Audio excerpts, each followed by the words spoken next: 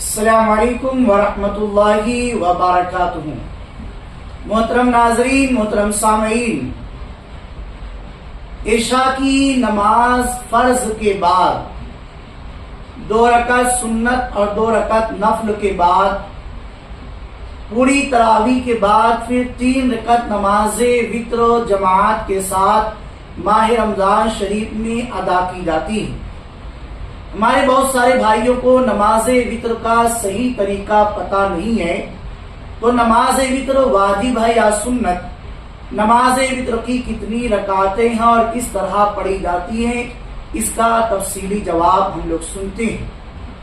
اگر آپ ہمارے چینل پر نئے ہیں تو چینل کو سبسکرائب ضرور کریں، ویڈیو کو لائک کریں، شیئر کریں اور دوسروں تک بھی پہنچائیں۔ عورتیں بھی اسی طریقے سے نماز وتر پڑھیں گی اور ان کے لیے بھی ایسا ہی حکم ہے۔ تو نماز وتر واجب ہے یا سنت؟ وتر واجب ہے۔ احادیث میں اس کے پڑھنے کی بڑی تاکید آئی ہے۔ ایک حدیث پاک میں کہ رسول اللہ صلی اللہ علیہ وسلم نے فرمایا، وتر حق ہے، جو وتر نہ پڑھے وہ ہم میں سے نہیں۔ اسے 3 بار فرمایا تاکید کے طور پر۔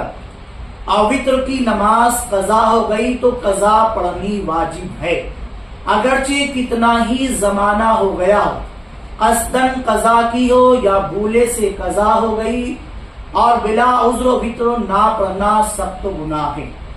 یعنی کوئی بندہ سفر کے لیے نکلا، اس کی عشاء کی نماز چھوٹ گئی، تو اگر وہ عشاء کی قضا کر رہا ہے تو اسے وتر کی بھی قضا کرنی ہے۔ اب نماز وتر کی کتنی رکعتیں اور کس طرح سے پڑھنی ہے آپ اس کو سن لیں۔ نہیں سمجھ میں آئے، ڈسکرپشن میں واٹس ایپ نمبر ہے، وہاں میسج کر کے آپ معلومات حاصل کر سکتے ہیں۔ دیکھیے نماز وتر کا طریقہ۔ نماز وتر 3 رکعت ہے اور اس میں قاعدہ اولا واجب ہے۔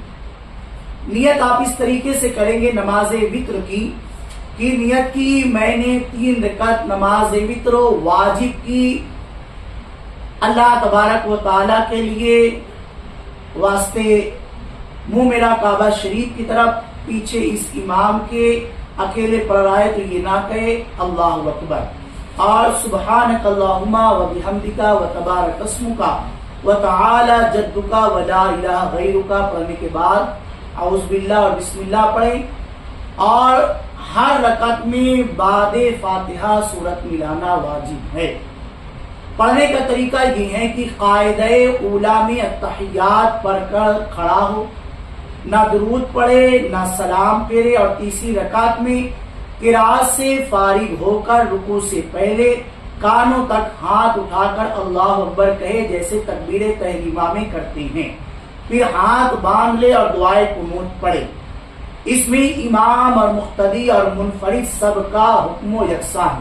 اگر امام کی اقتداء میں پڑھ رہا ہے تو دعائے قنوت کے لیے امام خاموش ہوگا تو امام صاحب خاموشی سے پڑھیں گے، مقتدی بھی پڑھیں، اور اگر اکیلے نماز پڑھ رہا ہے تو تب بھی دعائے قنوت مقتدی منفرد کو پڑھنا واجب ہے۔ اور دعائے قنوت کا پڑھنا واجب، اگر کسی نے دعائے قنوت پڑھی ہی نہیں، سجدے میں چلا گیا، رکوع میں چلا گیا، سجدے میں چلا گیا، تو آخر میں اس کو سجدہ سہو کرنا پڑے گا۔ اور جسے دعائے قنوت یاد نہ ہو وہ کیا کرے؟ جسے دعائے قنوت یاد نہ ہو یا نہ پڑھ سکے وہ ربنا آتنا فی الدنیا حسنۃ وفی الآخرۃ حسنۃ وقنا عذاب النار یا 3 مرتبہ اللہم اغفر لی کہہ لے، اور جسے یہ بھی نہ آئے وہ 3 بار یا رب یا رب یا رب کہیں۔ اب یہاں ایک بات اور سمجھ لیں، اگر مقتدی نے پوری دعائے قنوت نہیں پڑھی اور امام رکوع میں چلا گیا تو مقتدی کیا کرے؟ اس صورت میں مقتدی امام کا ساتھ دے، یعنی امام رکوع میں چلا گیا تو خود بھی رکوع میں چلا جائے، دعائے قنوت جہاں ہے وہیں پر اس کو ترک کر دے۔ تو یہ نماز وتر اور دعائے قنوت کے مسائل تھے، آپ اسے سیکھیں اور اچھی طریقے سے ادا کرنے کی کوشش کریں۔